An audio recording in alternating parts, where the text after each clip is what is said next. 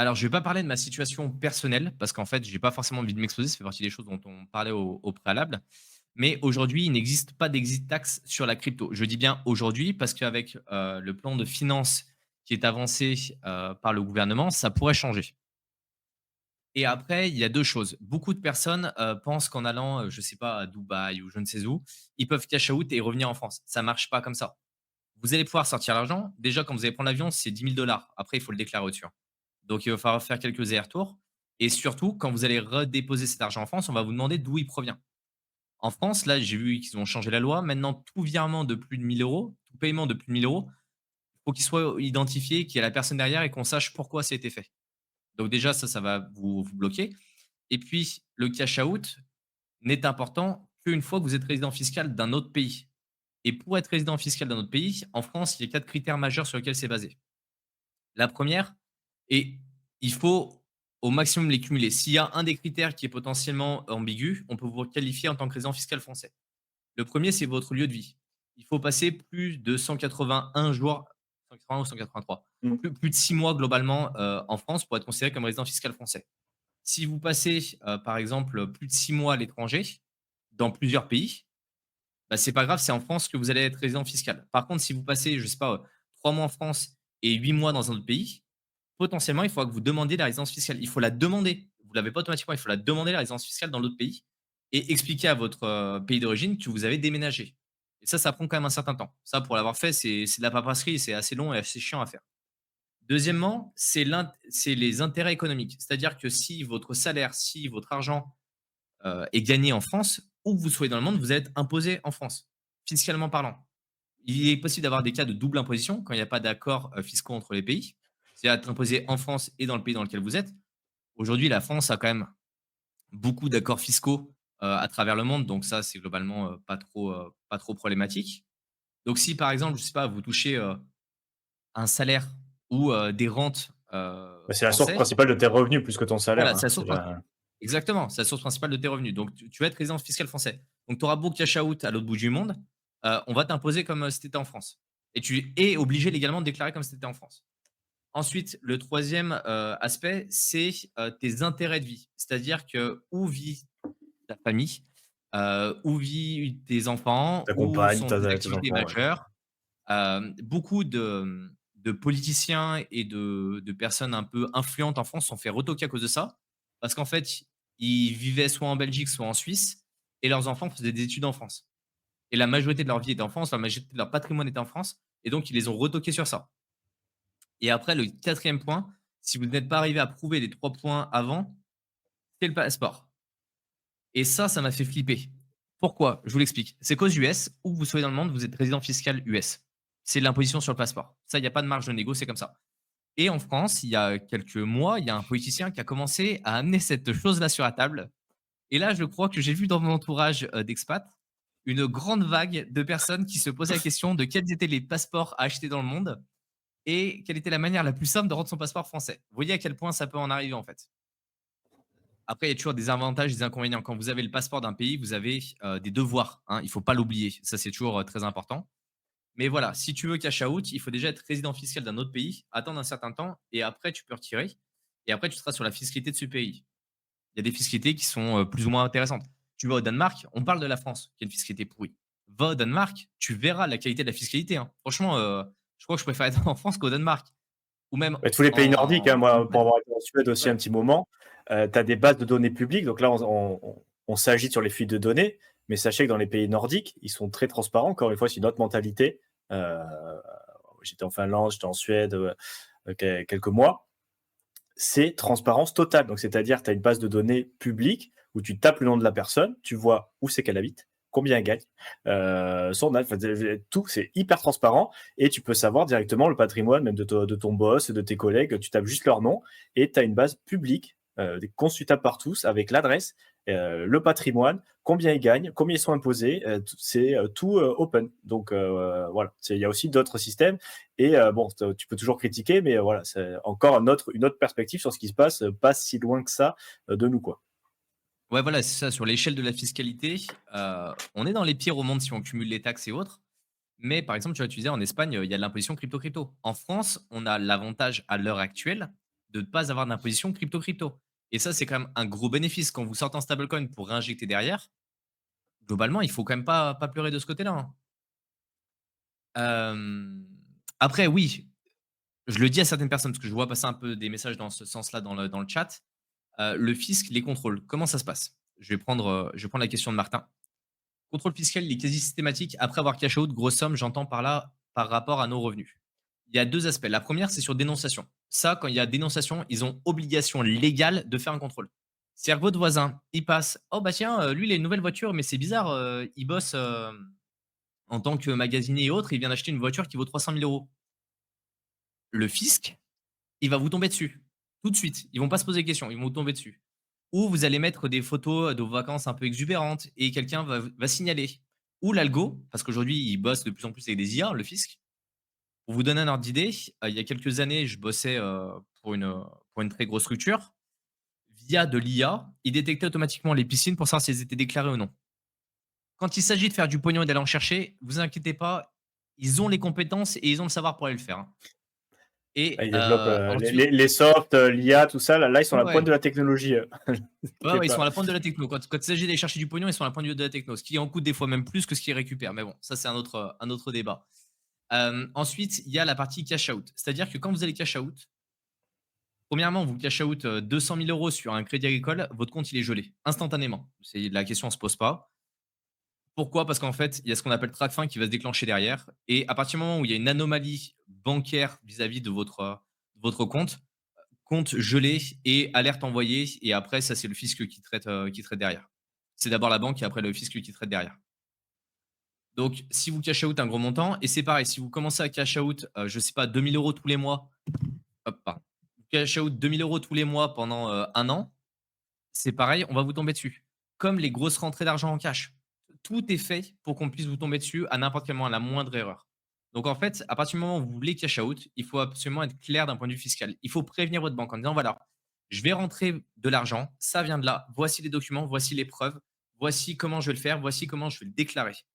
Ensuite, vous faites un premier virement et vous voyez ça avec votre chef de banque, hein, vous ne voyez pas ça avec la personne à l'accueil, on est bien d'accord.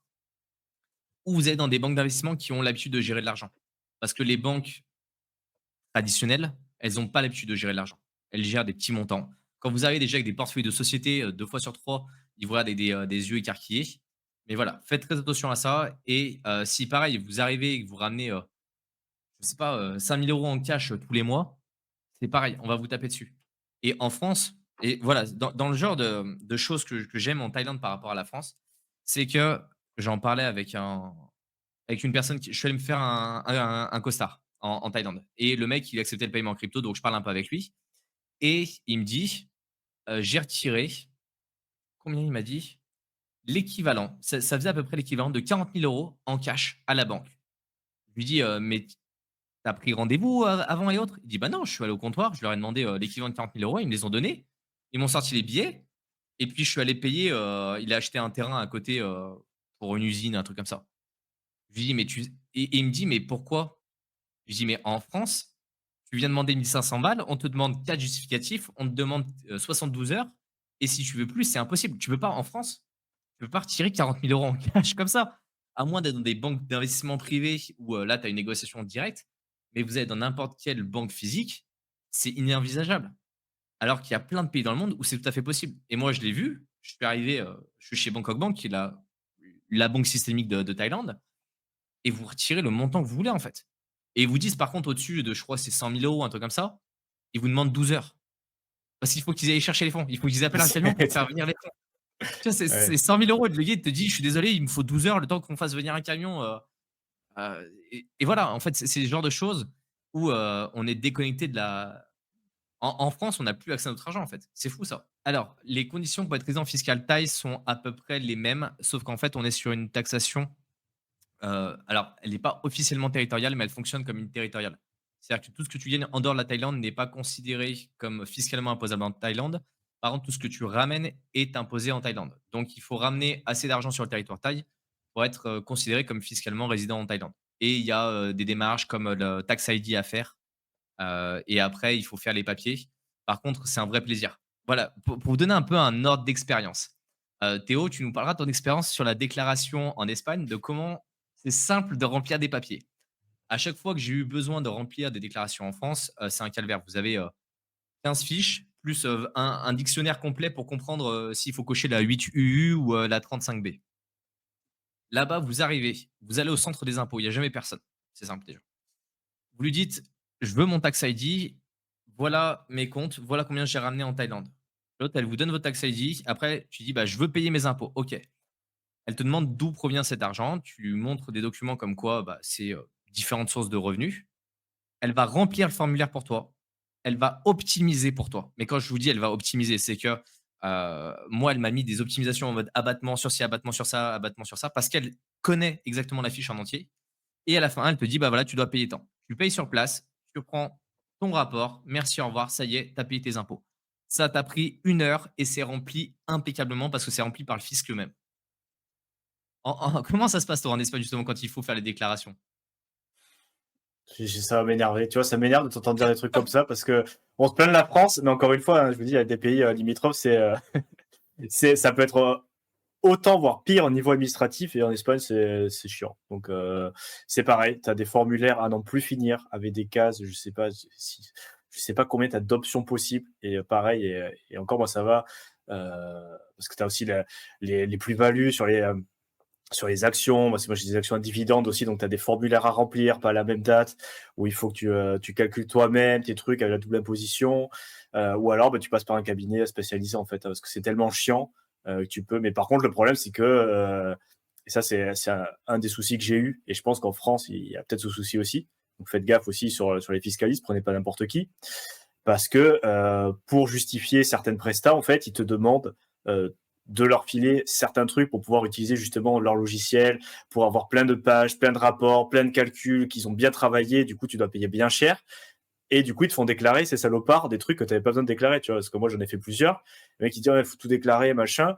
Au final, tu te renseignes un peu, tu vas en voir d'autres et tout. Il dit, non, mais au final, non, tu n'as pas besoin de faire ça. Ça, c'est obligatoire. Ça l'est pas. Donc, ça, voilà, tu es obligé de le faire. Ça, non. Et du coup, tu peux quand même être un peu plus. Voilà, tu n'es pas obligé, comme l'a dit Mick en France, de tout déclarer en donnant tout ton portefeuille, toutes tes adresses, tout ce que tu as. Il y a certains trucs que tu dois faire, ça ne t'y coûte pas, mais il y a d'autres choses qui, pour l'instant, c'est en discussion, machin. Donc, il faut se renseigner un peu, mais en Espagne, c'est pas comme en Thaïlande, hein, c'est chiant. Et en général, tout le monde est comme ça. Après, on a jusqu'à début juin, nous, pour la période est un peu différente qu'en France. Mais globalement, il y a beaucoup de gens qui parlent par des Restoria qui s'appellent, des gestionnaires, des Ouais, entreprises gestionnaire, qui ouais. sont spécialisées, qui font ça, qui font leur business là-dessus. Et d'ailleurs, pour la petite histoire, en Espagne, et ça pour l'instant en France on l'a pas encore, mais ça pourrait arriver, il y a tout un business florissant justement de ces Restoria qui en fait s'occupe de l'administratif, mais qui vous réserve en fait des places. C'est-à-dire que pour avoir des places avec l'administration, c'est pas comme voilà, en Thaïlande où tu vas toquer à la porte, ils te prennent dans les 15 minutes. Il faut que tu réserves en ligne ta place pour aller présentiellement à l'administration. Sauf que, alors, et ça c'est la première fois, en France on n'est pas encore à ce niveau-là, mais pour certaines administrations qui sont totalement collapsées, il y a pas de place. Tu te connectes le lundi matin à 8h, il n'y a pas de place. Le mardi, tu spammes le truc. Et en fait, il y a des horaires précis, c'est-à-dire le dimanche soir à minuit. Alors, soit tu spammes le site, soit tu appelles, en fait. Mais il faut vraiment attendre le dimanche soir à minuit. Moi, j'ai des potes qui étaient justement pour demander le chômage, en fait, pour avoir un rendez-vous. C'était impossible. J'avais passé 2 semaines. Et en fait, la seule technique, c'est d'appeler le dimanche soir après minuit, mais pas minuit 10, parce qu'après, tout est saturé et les rendez-vous sont pris, parce que tout le monde attend à minuit 10 pour appeler, pour réserver une cita, un rendez-vous présentiel, pour pouvoir faire les démarches. Et en fait, la DGT, c'est pareil. Tout ce qui est permis de conduire, la Direction Générale des Traficos, c'est pour avoir tout ce qui est permis de conduire et tout, c'est pareil. Et en fait, tu as plein Alors de attends, trucs les comme les permis ça. de conduire, le international en France, tu as mis combien de temps à l'avoir? Parce que j'ai mis 8 mois, moi, à l'avoir. Tu as un Moi, je l'ai mec pas. à Moi, je l'ai Nantes pas. qui prend Je l'ai sa pas, frérot, parce que USE. j'étais à DGT. Et alors, moi, j'arrive comme ça, mon permis français et tout. Alors, déjà, j'ai pas réservé au bon service parce que déjà, tu spammes le truc. T'as pas de rendez-vous. Dès que t'as rendez-vous, putain, tu fais, putain, j'ai passé une semaine. Vas-y, j'ai pris des trucs. J'ai dit, allez, je prends ça. Au final, je me suis trompé. Parce que t'as 10 choix possibles. Je me suis trompé, en fait, dans la case. Et en fait, je me suis pointé. La meuf, elle m'a regardé. Elle fait, ah, mais c'est pas là. Mais comment on fait? Attends, mais moi, ça fait 2 semaines que j'essaie de prendre le rendez-vous, je me suis pointé à l'heure précise où vous m'avez fait attendre 1h30 parce que c'est pas parce que tu as un rendez-vous que tu vas passer à l'heure. Hein. En fait, ils te laissent rentrer un quart d'heure avant, mais tu as 2 heures de queue après, en fait. Donc, moi, je me suis pointé 1 heure avant. Ils m'ont fait attendre 3 quarts d'heure dehors parce que je pouvais pas rentrer dans la salle d'attente parce qu'il y avait trop de monde où il fallait que je rentre juste 15 minutes avant mon rendez-vous. Je suis rentré 15 minutes avant, j'ai attendu 1h30. Je suis arrivé à mon pape là, il m'a dit c'est pas le bon truc, je peux rien faire pour vous, mon pauvre monsieur. J'ai beaucoup de travail, regardez, il faut reprendre rendez-vous. Voilà. Je me suis levé, j'ai rien dit, je me suis barré. Ça m'a tellement énervé en fait, et voilà, c'est ce genre de truc, donc c'est tout comme ça. Donc pensez pas qu'en France on est les pires non plus. Il y a des très bons exemples à côté, et du coup le permis international je l'ai toujours pas parce qu'il faut que je demande en plus en France. Enfin voilà, c'est des démarches à faire en France plus en Espagne, et du coup j'ai dit bah tant pis. Permis international, comme quand on est venu en Thaïlande, soit c'est toi qui conduis, soit on prend des taxis, mais non, je me lance pas là-dedans, merci. Mon temps est trop précieux pour perdre. Ça, c'est un truc moi qui m'a rendu fou. 8 mois pour avoir le permis international. J'étais déjà parti. Donc, en plus, j'ai dû le récupérer par de la famille à Hong Kong et autres. Et j'arrive en Thaïlande, je leur donne. Un quart d'heure après, j'avais mon nouveau permis Thaï. Je me dis, mais à Ouais. quel moment le système il est explosé en fait à ce point-là? Mais bon, on va essayer de revenir un peu sur la fiscalité. Non, mais c'est important de retour d'expérience parce que Oui. comme ça, tu vois les négatifs, les positifs, et comme ça, tu compares un petit peu parce qu'il y a du bon, il y a du mauvais, mais c'est intéressant, je pense, de partager voilà, pour certains points. Au moins, tu as Mais différents il retours y a des pays, d'expérience. en fait, c'est les enfers, hein. C'est les enfers de l'administration. Et j'ai l'impression de tous les retours que j'en ai eus, tous les pays d'Amérique latine sont un peu sur ce modèle-là. Tu as l'impression que c'est le modèle européen qui a été calqué et avec de la papasserie dans tous les sens et autres. Après, en Asie, il y a des trucs, des fois, sur certaines demandes, c'est un peu embêtant, c'est un peu compliqué. Il y a des fois où ils te font du blocus. Au Japon, je connais 2-3 expats où, par exemple, le père est français, la mère est japonaise. Le gamin, si le père il va à l'administration, ils veulent pas lui faire les papiers parce qu'ils estiment que le fils est japonais, mais pas lui. Tu vois, il y a des fois, il y a des délires, il y a ce genre de trucs. Ouais, ça, c'est 12 travaux d'Astérix, mais vraiment, mais en France, moi, c'est un des trucs qui mai me rend le fou. 68. Exactement, OK. Cet enfer pour que ouais, non, mais vraiment, tous ceux qui sont en Espagne, qui ont des sociétés hautes, me disent tous la même chose, hein. C'est vraiment, Ah, c'est c'est moi, pire je qu'en pense que France, j'ai l'impression d'entendre le j'y resterai pas toute ma vie non plus parce que c'est vrai que c'est très galère. Après, le cadre de vie est très sympa, la météo est très sympa, les gens sont plutôt cool, mais c'est vrai que dès que tu dois n'importe quelle démarche auprès de l'administration, c'est un peu comme en France, tu te fais putain, va falloir s'y mettre, ça va prendre du temps, je vais être au téléphone, ils vont pas savoir quoi dire, il va falloir que je prenne rendez-vous en ligne, et la plateforme est buggée, ça marche pas. Donc ça, c'est un des côtés qui est chiant. Mais voilà, il y a toujours des avantages, des inconvénients. Ça, pour le coup, c'est un des gros inconvénients parce que c'est ouais. hyper chiant. Bah, tu vois, Et moi, ça effectivement, aujourd'hui, je même pense que je fais les partie des Espagnols, ils critères. savent pas comment faire. Donc, quand tu es un touriste, franchement, bah, soit tu payes pour tout et on te le fait, soit tu essaies de te démerder par toi-même, mais c'est la croix et la bannière, quoi. Donc, voilà. Ouais, tu vois, je pense que ça, c'est un truc, moi, aujourd'hui, que je prends vraiment en compte dans mes critères lorsque je m'expatrie. Lorsque je devais choisir un pays. Parce qu'en fait, je l'ai vu avec l'Estonie où, pareil, ça roule super bien. Le truc, il y a la blockchain depuis super longtemps. Tout est numérisé, tout est informatisé. Tu arrives, tu branches ta clé, tu signes les trucs à distance. C'est un vrai plaisir. Et en fait, quand tu passes de la France à ça, tu peux plus revenir en arrière. Une fois que tu as goûté à ça, à l'administration qui marche, tu peux plus revenir en arrière, en fait. Et ça rend complètement dingue. Moi, c'est un truc, ça me fait péter un boulon. Et j'ai pas la patience. Je pense que j'ai pas la patience que tu as, moi, parce que c'est des trucs, au bout d'un moment, je finis par payer les gens, en fait. J'ai tellement plus envie de le faire que ça me rend fou. Bah, tu fais un peu les deux, mais bon, tu essayes par toi-même et Ouais, après, tu ouais, vois si voilà, c'est trop galère. tu Quand ça fait 2 semaines que tu pas avancé d'un pet et que tu as perdu une bonne douzaine d'heures, tu fais bon, mais tant pis, je paye. Mais c'est un peu Ouais, voilà. triste, mais la plupart des gens, c'est ce qu'ils font. Hein. Surtout quand tu es expat parce que c'est trop chiant sinon.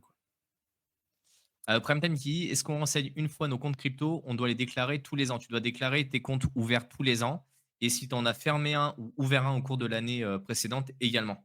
Mais après normalement, aujourd'hui dans les formulaires, tu as juste à cocher la case et ça te remet toutes les précédents comptes que tu avais déjà ouverts. Donc normalement, c'est assez rapide. La première fois, c'est long à faire, mais après ça se fait bien. Bah, tu vois, en Espagne, juste L'impression ouais, pour- vas-y, vas-y. sur les comptes, juste encore point de différence, tu pas besoin de déclarer les comptes où il n'y a pas plus de 50 000 euros, que ce soit à l'étranger. Donc en fait, c'est un peu plus simple sur ce point-là, parce que pour le coup, c'est pas n'importe quel compte ouvert avec un IBAN, c'est des comptes où tu as plus de 50 000 euros au 31 décembre qu'il faut déclarer. Donc c'est un peu, Donc, c'est un tu restes à 49 999, au 30 décembre et au 2 janvier, tu es à 50 001, tu es bon. oui, Ouais, alors qu'en France, c'est les montants de la fine, de l'amende, qui diffèrent. Si tu as moins de 1 500, si tu as moins de 50 000 €, je crois que c'est 1 500 € d'amende, un truc comme ça et après c'est plus élevé.